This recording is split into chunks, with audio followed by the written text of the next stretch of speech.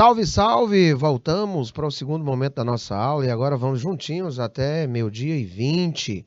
Estamos aqui falando de várias teorias, verificando aí noções sobre moral, sobre a questão do direito, visualizamos a justiça, né? Visualizamos aí a questão da ética e sempre dando aquelas pitadas de informação sobre a prova. Hoje eu tinha me lembrado no momento da aula sobre a questão da teoria da tridimensionalidade do direito, né? Tão aí iluminada por Miguel Reale. Então não perda essas dicas, vá anotando, dica de prova, tá? Ontem eu falei sobre a questão do direito, o que é lei. Eu disse, olha, questão de prova, tem lá. Você vai se perguntar para você o que é direito, eu disse, olha, nós temos várias visões. Mas se nós pegarmos todas elas, elas vão estar indo por um raciocínio, né, de cumplicidade. Combinado? Bom dia, pessoal aí de São Brás. Como é o nome aí da escola? Do professor? Vamos aqui continuar a nossa perseguição, né, rumo ao conhecimento. Bom, nós vimos aí a amplitude, né, e a atuação de vários estudiosos. Nós conseguimos visualizar por último Kelsen. E aí percebemos aí o nome de algumas teorias, onde se encontram e onde não se encontram. É a UEFAS, né? Lá de São Brás. Muito bem. Nós percebemos, gente, também, né, que eu preciso estar sempre muito antenado do que é que vem a ser, né? Direito, moral.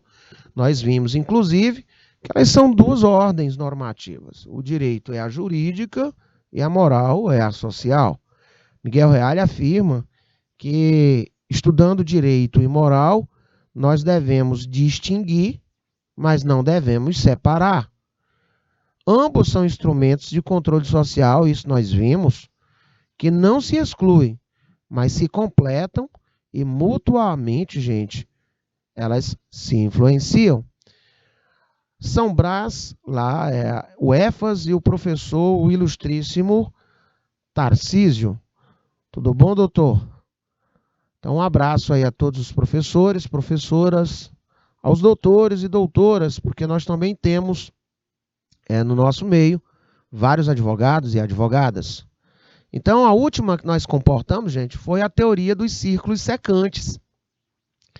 Tá? Nós falamos aí sobre o mínimo ético, falamos sobre a separação do direito e da moral, e falamos, por último, sobre a teoria dos círculos secantes, né? Onde direito e moral eles possuiriam uma faixa de competência comum e, ao mesmo tempo, uma área particular, independente. Porque nós vimos que temos assuntos exclusivos da moral, né? Questões aí inerentes à atitude de gratidão, tá? De igual modo, nós podemos verificar problemas jurídicos que estão estranhos à moral. As regras de trânsito, por um exemplo, os prazos processuais, as divisões de competência da justiça, nós podemos, por assim dizer. Então, Hans Kelsen, ele desvincula essa questão do direito da moral. Então, das três teorias em síntese, tentam explicar essa relação. E olha aqui, teoria do mínimo ético defende que as normas morais mais importantes são transformadas em normas jurídicas. Teoria da separação do direito da moral afirma que não há ponto de relação necessário entre ambos os campos. E esse cidadão, ele afirma que o objeto das normas morais é uma esfera íntima e das normas jurídicas é um comportamento externo. Kelsen, por sua vez, ele afirma o quê?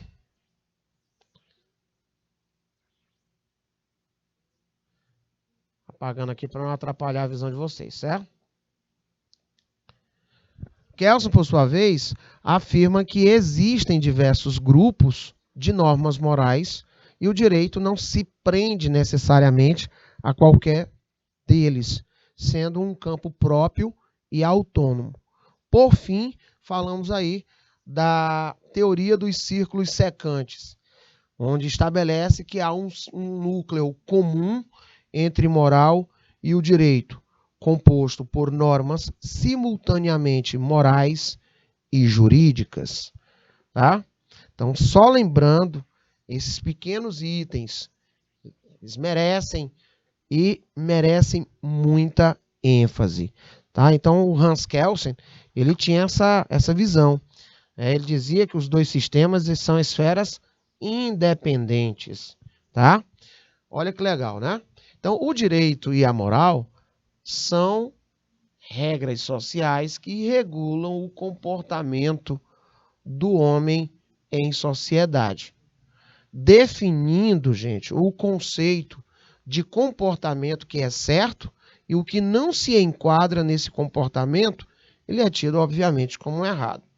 Se a gente observar os fatos que acontecem na sociedade, né, desde o início, é possível enxergarmos que existem regras sociais que se cumprem de maneira espontânea. Questão da honestidade. A grande maioria das pessoas, elas sentem a necessidade de serem honestas, né? De preservar a verdade, de ser bom. É tão tal que, quando nós observamos essas boas práticas, a nossa tendência é instantaneamente, de certa forma, mesmo que inconscientemente, copiá-las. Quando você vê uma gentileza no trânsito, não é? Quando você observa ao dirigir à noite uma pessoa de farol alto, e você vem de farol alto, a pessoa lá longe baixa o farol, né? E você sente dentro do seu íntimo uma necessidade de replicar aquele ato em tom de agradecimento, não é?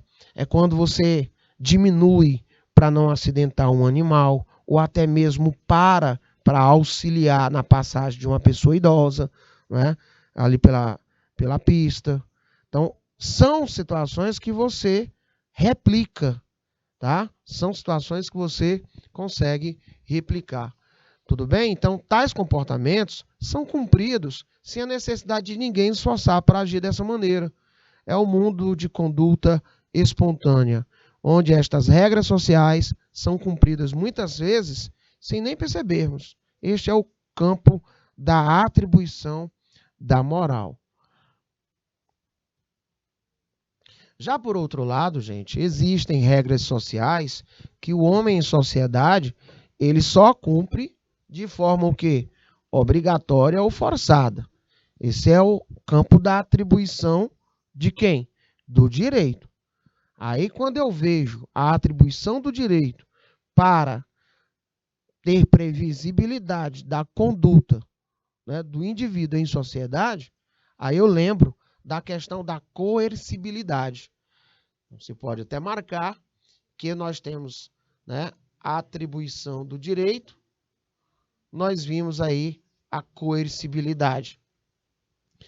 Com o fito de regular o homem em sociedade de forma o quê? Jurídica, tendo a figura do Estado como o regulador dessas regras de organização, onde, não sendo cumpridas tais regras, o homem gentilmente será forçado a cumpri-las e se enquadrar nesses ditames. É aquilo que eu estava falando para vocês. Não tem esse negócio, eu vou pensar se eu vou cumprir. Não é? Essa é só uma das diferenças entre o direito e a moral, no qual algumas das outras serão ainda abordadas neste artigo que eu estou aqui lendo para vocês e trabalhando e enfatizando. Tá? Então, moral, gente, ele é um campo mais amplo do que o campo do direito, bem como este se cumpre de forma coercitiva. Então, você tem o direito, não é? E eu tenho o poder coercitivo do Estado. enquanto aquele de forma espontânea, que é a moral, é aquele cidadão que baixa o farol, né? Ah, professor, mas tem lei para isso? Tem, mas você consegue observar que se você for em uma autoestrada, você consegue ver bons exemplos, né? Vocês conseguem visualizar o que chamamos de educação no trânsito. Mas será que todos têm esse comportamento? Obviamente que não, né? Não é não o grande professor Tarcísio, lá da UEFAS, né? São Brás. Muito bem. Professor, então eu consigo visualizar que o fato do motorista não fazer uma ultrapassagem na linha contínua, né? É porque ele também, no final, ele tem aquele receio não só de sofrer um acidente, ele tem aquele receio de estar ultrapassando e se dar bem de frente com a PRF. Eu já vi isso acontecer inúmeras vezes quando eu estou viajando. Às vezes o cidadão está praticando certas condutas, né? E aí nem observa que atrás tem um carro da PRF, ouvindo tem um carro da PRF. E aí, gentilmente, ele é convidado a parar. Ali já é o poder, olha, você vem aqui que seu posicionamento tem previsibilidade legal e nós estamos aqui para verificar. E aí você recebe aquela linda, né, multazinha. Tá? Todos esses dispositivos, eles visam manter um grau de comportamento onde se possa trazer maior segurança para toda a sociedade. Certíssimo, senhores? Então, olha aqui. Muitas vezes cumpridas inconscientemente, questão da moral, né? Já que encontram na própria razão de existir do indivíduo. É impossível existir ato moral cumprido de força, né? Forçosa ou por interferência de um terceiro. Sobre isso, olha quem apresenta essa sua visão, Miguel Reale. A moral, para realizar-se autenticamente, deve contar com a adesão dos obrigados. Quem pratica um ato, consciente da sua moralidade, já aderiu ao mandamento a que obedece. Né? Se respeito meu pai, pratico um ato na plena convicção da sua intrínseca valia, coincidindo o ditame de minha consciência com o conteúdo da regra moral. A moral, ela é incompatível com violência, com força, ou seja, com a coação, mesmo quando a força se manifesta juridicamente organizada. Esses preceitos, essa educação que nós trazemos de casa. Então, se você tem essa visão de, não é, seguir as orientações, não é, advindas dos nossos antepassados, da nossa família, dos nossos pais, mães, tios e etc., avós e avós, com toda a convicção, você já incorporou isso e essa visão, moralmente, não é? Ela traz consigo toda uma ética. E aí você consegue visualizar tais valores enobrecidos, né? Pelo olhar clínico da sociedade. Então, observa-se que a moral ela é cumprida de forma incoercível. Ela está dentro do nosso interior. Diferentemente com o que acontece com o direito. O direito, ele é coercível, o que distingue direito de moral. Então, se eu perguntasse numa prova, não é, uma das diferenças, você iria pelo campo da coercibilidade. Tá? A relação entre direito e a força. Se eu ultrapasso um direito positivo, né, positivado, se eu ultrapasso uma limítrofe jurídica, um direito posto, tá? Eu consigo visualizar a mão forte, não é? Me fazendo cumprir. Então, a doutrina diverge sobre a relação entre direito e força. Há partes dela que defendem a tese de que direito e força não tem nada a ver. E a outra parte defende o contrário. Dentre defensores desse posicionamento, nós podemos citar esse cidadão aí, que dizia que o direito se resume à norma mais coação, e não à força. Eles diziam isso. Tá? Então, muitos outros dizem que direito e força, eles são ali, né? Eles estão numa relação muito íntima. É para se fazer o controle social, por assim dizer. Tobias Barreto, que define direito como a organização da força, e também pelo renomado Hans Kelsen, que defende essa posição. Para essa parte da doutrina, o direito, né, para o direito atingir a finalidade de regular o homem em sociedade, só é possível através da força do Estado. Sobre a teoria da coação, observa Reale, né? Por outro lado, a coação já é em si mesma um conceito jurídico, dando-se a interferência da força em virtude da norma que a prevê, a qual, por sua vez, pressupõe outra manifestação de força e, por conseguinte, outra norma superior, e assim, sucessivamente, até se chegar, né, à pura coação, ou uma norma pura. Se não fez, tem a contrapartida. Receba, né? Por assim dizer. A grande crítica a essa teoria é possível o cumprimento do direito de forma espontânea, sem a necessidade da utilização da força, sendo essa utilizada somente para a garantia da execução da norma, ou seja, não é efetiva, e sim potencial. Dei exemplos assim. Dei exemplo agora há pouco sobre a questão das ultrapassagens, o comportamento, né, no trânsito, tá? E assim sucessivamente. Não é legal isso, gente? Muito bacana, né? Vamos dar uma olhadinha agora. A discussão entre direito e moral, gente, ele é um tema que se estende. Você já viu que é muito, né? Muito latente, tá? Então eu posso deixar aqui claro que há pontos convergentes e pontos divergentes. E isso é muito salutar. Mas o que eu gostaria de deixar para os senhores e senhoras é essa visão, né, do poder do coercível, a questão do Estado e a sua força na solução de conflitos, na manutenção do comportamento em sociedade.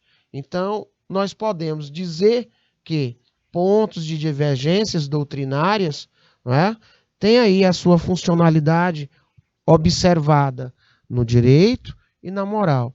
O que é certo é que tanto o direito quanto a moral, eles conseguem caminhar lado a lado, sendo auxiliares um do outro, né? E quem ganha é todos nós. Somos nós, a sociedade, tá? Então, tranquilamente, nós temos, por um exemplo, o que eu falei ontem para vocês. Fulano, nós temos no Brasil X número de processos. Eu digo, olha que coisa boa. As pessoas, elas estão procurando resolver utilizando o que está dispositivado. Eles procuram a justiça para resolver conflitos. Já imaginou se as pessoas não tivessem essa visão de assim agir? Nós teríamos um derramamento de sangue atrás do outro.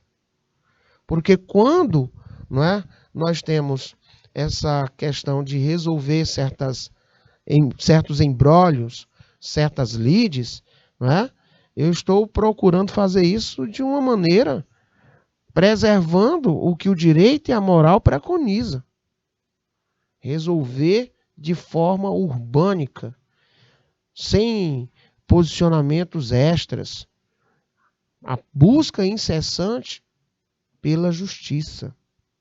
Dessa forma, interessante para a resolução de grandes ou pequenos conflitos, buscar o equilíbrio entre direito e moral. Nós temos aí, gente, muito como resolver sem judicializar. Eu dei o exemplo ontem, por um exemplo, a questão do cidadão que construiu um muro, né, ultrapassando o limite lá 10 metros dentro do terreno do outro. Ô rapaz, olha, eu não sei se o senhor notou, mas o senhor ultrapassou aqui, ó, o seu terreno só iria até ali. Ô rapaz, como é que a gente pode resolver isso? Você quer me vender, dispor os 10 metros que eu invadi? Né? Mas se o senhor não quiser, eu vou derrubar o muro e eu refaço lá na marcação correta. O senhor aceite as minhas desculpas, por gentileza? Olha, eu não queria vender não, mas já que nós podemos resolver isso de uma forma, a gente pode sim fazer aqui um documento, né? A gente vai atrás de um profissional da área para assim fazermos. Ou então, derrubar o muro. Mas, quando não se tem esse ponto de equilíbrio, aí entra, não é, o poder do Estado em solucionar. Entra a justiça, entra a manutenção desses direitos e deveres. Muito lúcido, né? Então vamos relembrar mais uns tópicos aqui. Então, justiça é um termo que está, gente, presente no nosso cotidiano. É inquestionável isso. Tá? Muito embora justiça ela foi incluída na língua portuguesa no século XIII. Significa caráter de algo que está em consonância com o que é direito, com o que é justo. Por esse termo pode-se entender também como um princípio moral. Tá? Olha o caminho que nós percorremos para eu relembrar aqui, ó, esse slide de aula anterior. Tá? Um princípio moral pelo qual o respeito ao direito ele é observado. Então, quando você vai estudar, né, o direito, você está a todo instante navegando por esses mares, né, imensos da questão da ética, da moralidade, né, do comportamento, a conduta, a intencionalidade, a prática, a omissão. Tá? Vocês vão ver aí as questões comissivas. Então, tudo isso é levado em voga. Você sempre vai estar ouvindo falar sobre virtude, proporcionalidade. Tá? Então, para Aristóteles, dois tipos de justiça, universal e particular. A justiça universal se refere ao exercício de todas as virtudes, em um sentido amplo, o que é certo. A justiça particular se liga com aquilo que é correto, em sentido à divisão dos bens. Da perspectiva clássica, temos a distributiva. Distributiva, não é? Idealiza situações onde duas ou mais partes trocam produtos e consecutivamente recebem algo de acordo com seu mérito. Tá? Nós vimos na aula anterior comportando esses exemplos do indivíduo que vende algo para uma pessoa e recebe em troca, de alguma forma, dinheiro, uma unidade monetária que tenha a proporcionalidade com a quantidade, qualidade e valor daquilo que lhes foi concedido. A justiça corretiva, aí você vai lembrar, não é? Corretiva, você vai lembrar do Estado, você vai lembrar do juiz, relaciona com a ideia de corrigir uma situação em que exista algum tipo de injustiça. Logo, ela estabelece equilíbrio entre as partes desiguais. A questão do terreno, que eu falei para vocês, né? Essas partes desiguais por atos voluntários ou involuntários. A aplicação dessa justiça, ela é de responsabilidade do juiz, que é quem toma as decisões de todo o processo.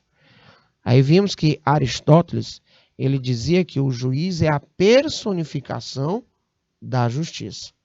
Então, aquele que agisse de forma injusta teria sua punição proporcionalmente com a intensidade de seu ato.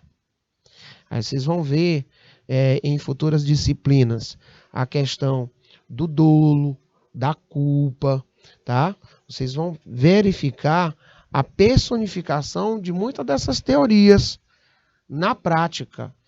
Sobre a concepção da justiça aristotélica, de uma forma geral, é possível perceber que a sua teoria sobre a justiça é um reflexo do ambiente sociopolítico e cultural, formulando tudo em torno da virtude. Olha lá, por isso que eu digo para vocês, questão da virtude, denominada como justiça absoluta, senhores. Tá? E esse estudo, e nós conseguimos verificar que, apesar de mais de 2000 anos, mantém a presença na área do direito, não é, nos tempos de hoje. E aqueles que ignoram isso não se apetecem, né, que dentro das estruturas dos operadores do direito atual, né, eles se apropriam dessas ideias, desses estudos, dessas teorias. Bora praticar, meu povo? Vamos dar aí uma visualizada, né? Vamos ver aí, hoje nós falamos um pouco aí dessas relações envolvendo a questão moral, a questão da ética, a questão do direito, a questão das leis, né? A visão de justiça, e isso tudo é muito importante, nós relembrarmos alguns tópicos. Então, nós vamos agora estar relembrando muito desses tópicos, viu, meu diretor? Tá?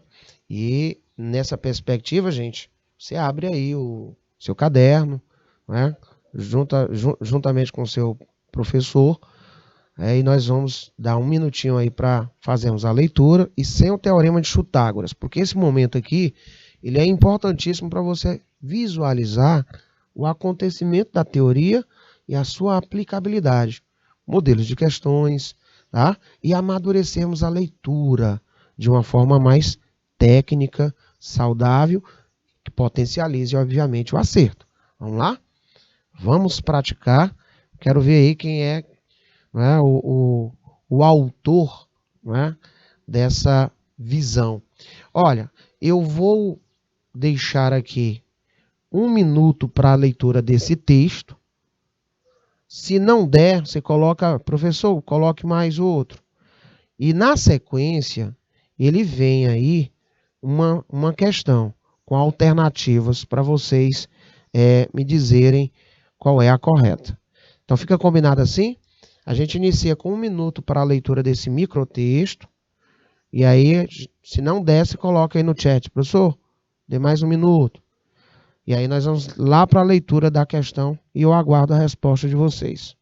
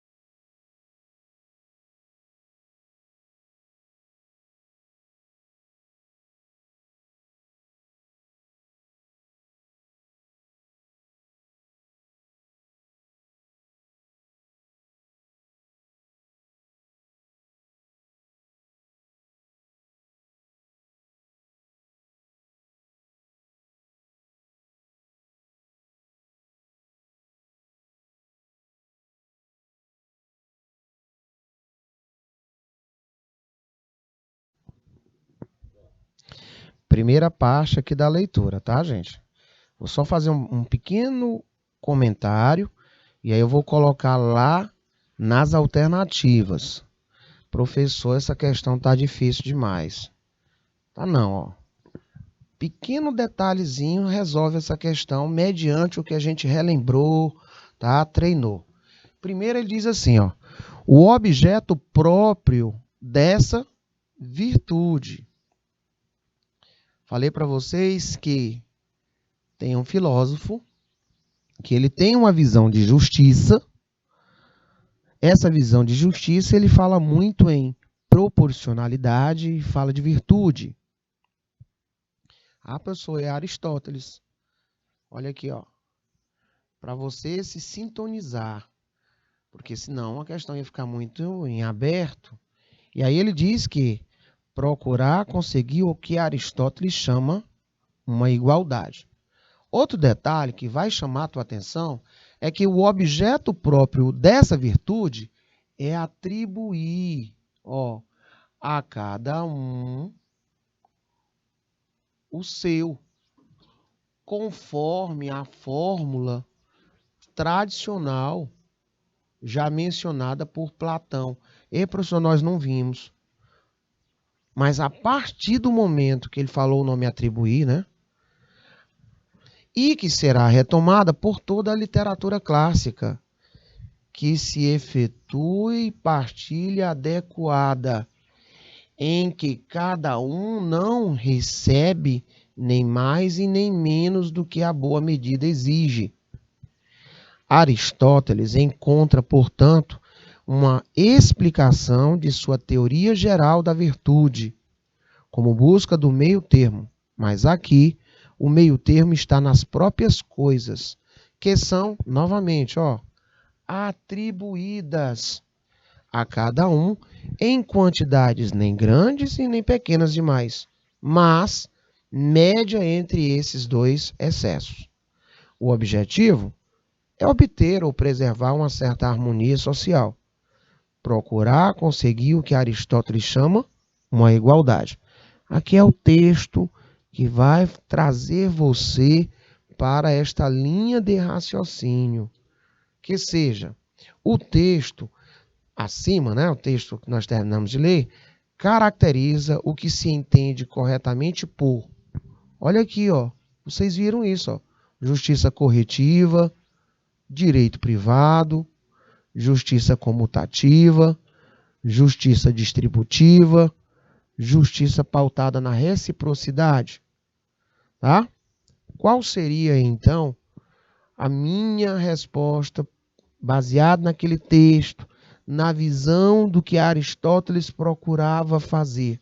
Quando ele se falou, gente, nas questões envolvendo nem a mais e nem a menos, ele fala criteriosamente na distribuição dos bens. Então, nós estamos falando naquilo que se propõe o direito público, o fim social, não é? Os interesses da coletividade. Por conta disso, eu marcaria aí, professor, a minha letra D. Ó, distributiva. Nos tempos atuais, e por uma óptica dogmática, pode ser realizada por meio do direito público, quando este busca efetivar a justa distribuição dos bens. Nós vimos na aula de ontem, nós vimos na aula de antes de ontem, né? Ou na aula de sexta-feira, nós vimos na aula de hoje, tá? Então a nossa resposta seria a letra D. Professor, é bem interessante essa visão que traz lá do passado e vem para os dias de hoje. Vamos tentar novamente? Um minutinho na tela.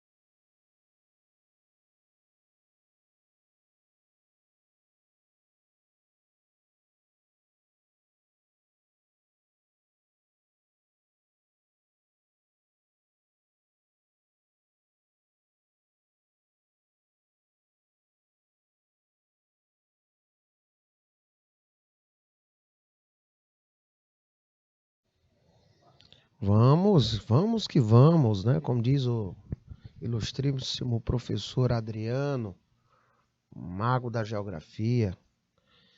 Olha aqui a linha de raciocínio. Vamos lá. Observa-se que a moral, aquele conjunto, né, de normas que regram o bom comportamento em sociedade, é cumprida de forma incoercível. Nós vimos há pouco a diferença, uma das diferenças, né, que chama a atenção na questão de moral e direito, é que o direito ele é coercível, ou seja, eu não tenho essa opção de cumprir ou não cumprir. Eu não tenho, né, essa opção, porque o Estado, dentro daquilo elencado, né, das virtudes de manutenção e previsibilidade de comportamento social, ele tem a prerrogativa de se fazer cumprir ou de não se fazer cumprir, como eu já falei anteriormente. Então, nesse caso, é a coercibilidade, ou seja, a relação entre direito e a força. E nós vimos que nós temos, né, alguns que não veem essa questão da relação de direito e força, tá? Mas quando se fala que moral é incoercível, porque ela é interior, e quando se fala que direito é quando nós temos a exteriorização de um comportamento com previsibilidade legal, com limítrofe jurídica. Então, o Estado ele pode sim, né, através do direito, se fazer cumprir tais observações positivadas. Viu, Carlos? Então, nós estamos aqui perante uma assertiva. Ela está correta, tá?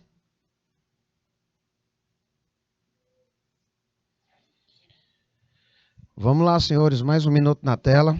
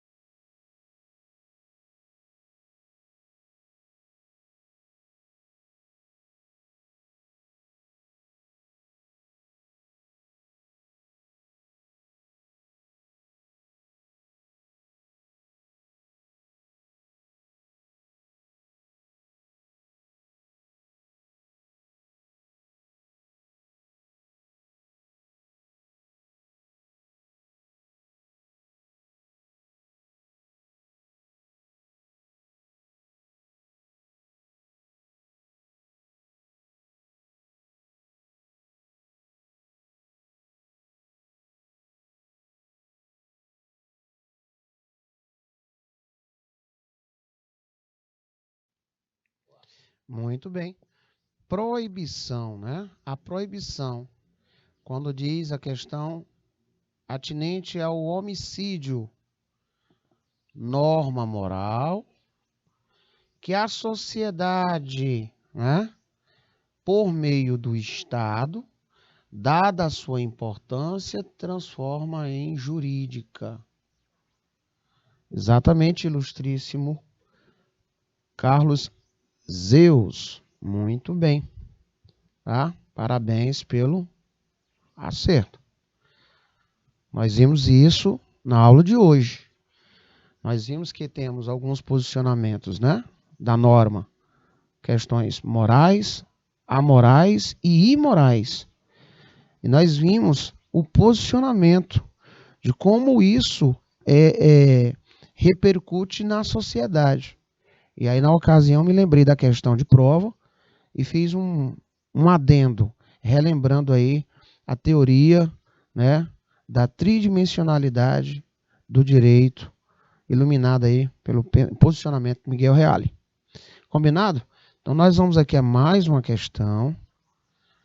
Parabéns aí novamente ao ilustríssimo Carlos Zeus, sempre bem participativo. Olha, bem grandão, ó, justiça distributiva. 1 minuto na tela.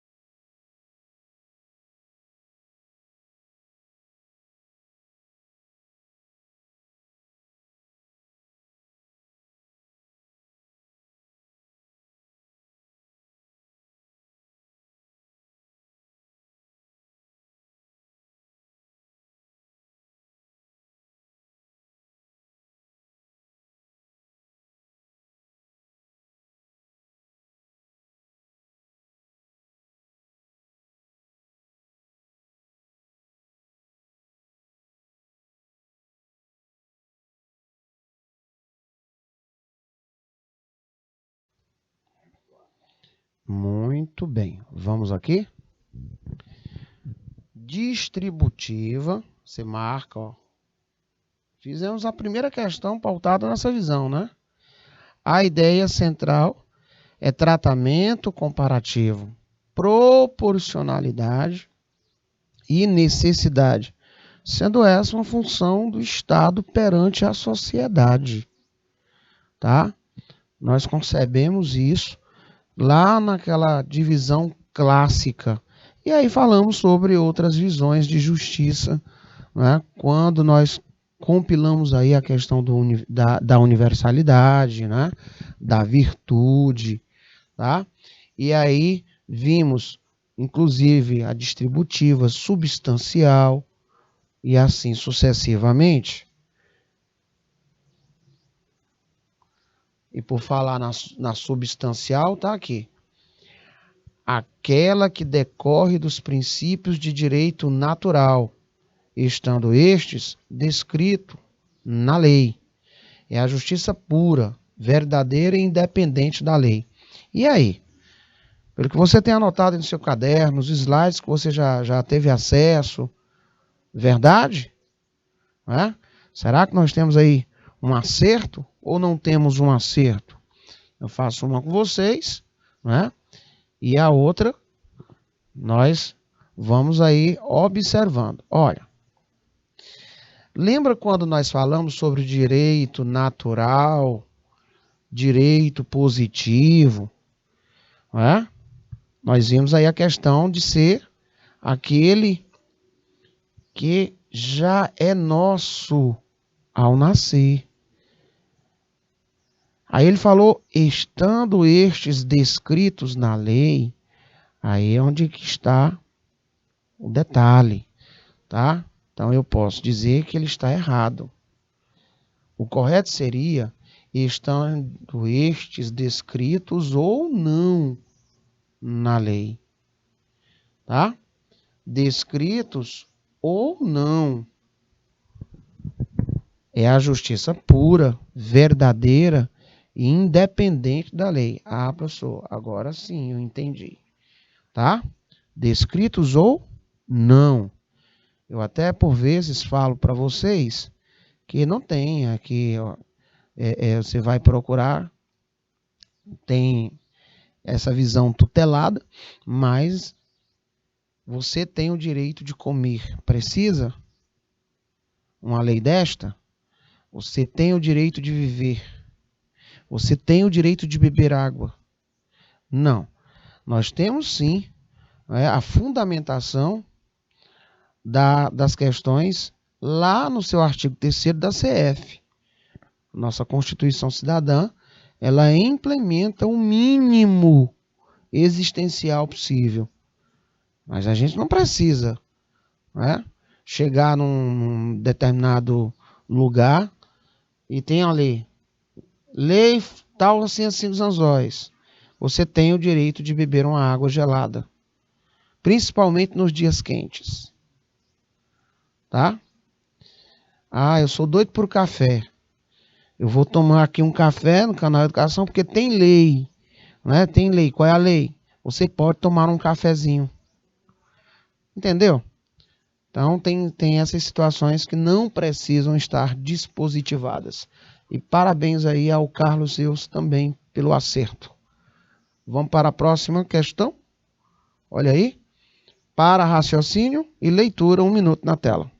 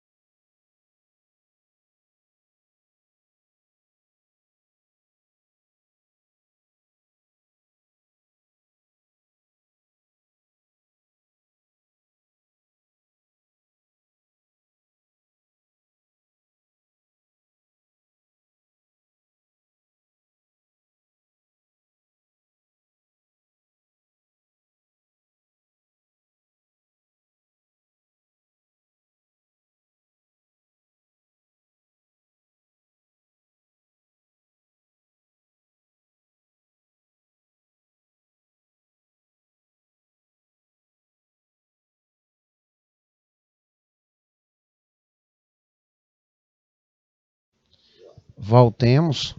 Olha, justiça comutativa, presente nas relações sociais de troca. Até aqui vai bem, né? Sendo que as partes devem dar e receber numa proporção matemática. Mas ela não comportou aí o restante da ponderação do que é que se chama de justo. Tá? Do que é que se chama de justo. Então, ela está incompleta, não visualizando a sua sentença de um modo a se fazer compreender como um todo, tá? Porque uma troca, ela é justa quando os produtos que foram trocados equivalem-se exatamente quantitativamente. Então, ela estava incompleta, só foi até proporção matemática. Dentro daquilo que nós vimos, a predisposição seria essa, dentro da totalidade, para expressar o seu grau de acerto. Tá? Vamos a mais outra. Vamos aqui comigo, por favor.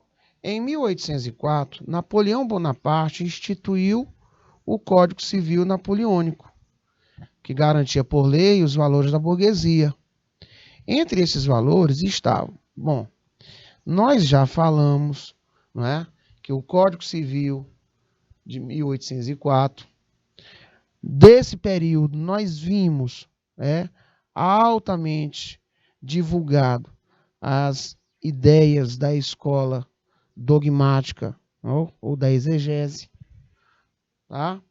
Nós vimos que no Código Napoleônico ele visualizou as liberdades individuais. Falei para vocês da divisão, não é? Da separação do Estado e da Igreja.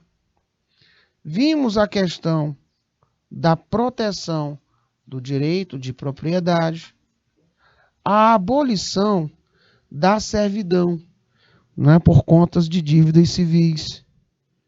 Nós vimos que essa leitura ela me traz, né, com grande detalhe e riqueza a letra C, que é a resposta correta.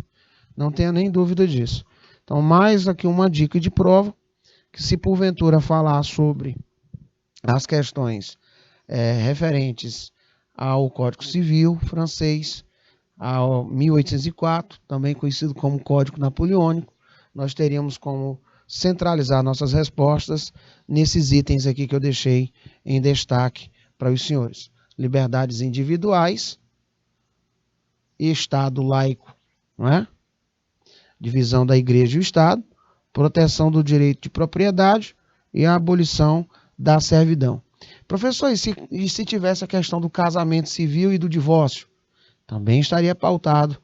Foi uma das primeiras aulas que nós fizemos, onde, acho que na segunda semana, nós comportamos essas informações envolvendo aí, né, a estudo das codificações e das grandes, nós tivemos essa de 1804, tá? Então, a instituição do Código Civil Napoleônico contemplava os anseios da burguesia francesa, partícipe principal da Revolução de 1789. Os ideais burgueses estavam calcados nos princípios do iluminismo e do liberalismo. Muitas das prerrogativas assinaladas no Código estavam imbuídas de ideias filosóficas, como as de Jean-Jacques Rousseau, mas a inspiração também provinha do direito romano. O modelo de Estado democrático de direito que vigora hoje nas nações democráticas ocidentais é herdeiro do Código Napoleônico. A defesa das liberdades individuais, propriedade privada, o Estado separado da religião e os direitos fundamentais do cidadão estão todos no programa do Código Civil Napoleônico. Ah, professor, tem aí uma sensibilidade muito grande, não é, com a nossa Constituição. A gente consegue visualizar respingando, né, aqui nas nações democráticas. Perfeitamente. Vamos para a última questãozinha? Deixar um minutinho na tela, por gentileza.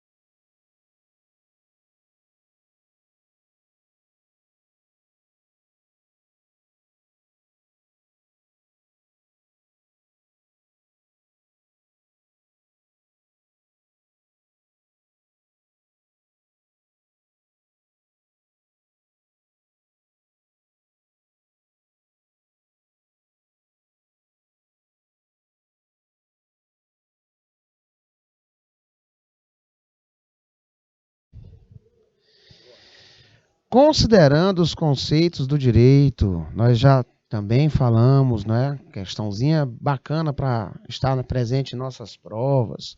O direito público apresenta normas que regem as relações em que o sujeito é o Estado, tutelando os interesses gerais e visando ao fim social, Enquanto direito privado, gente, trata das relações jurídicas entre particulares. Se você está aí dizendo que é professor, não tenho nem dúvida, verdadeiro, parabéns, mais um acerto. Lembrando que nós estamos sempre procurando reforçar o conteúdo. Então, na aula da semana que vem, nós vamos ver um pouco mais dessas relações em formato de questões, da questão de direito, moral, justiça aristotélica, revisitando também outras questões referente a assuntos já ministrados do início do nosso curso até agora. Para quê? Para sedimentar esse conhecimento e te dar segurança no aprendizado. O meu muito obrigado pela companhia nobre, enaltecendo aqui mais uma vez a participação do Carlos. Até breve. Tudo de bom.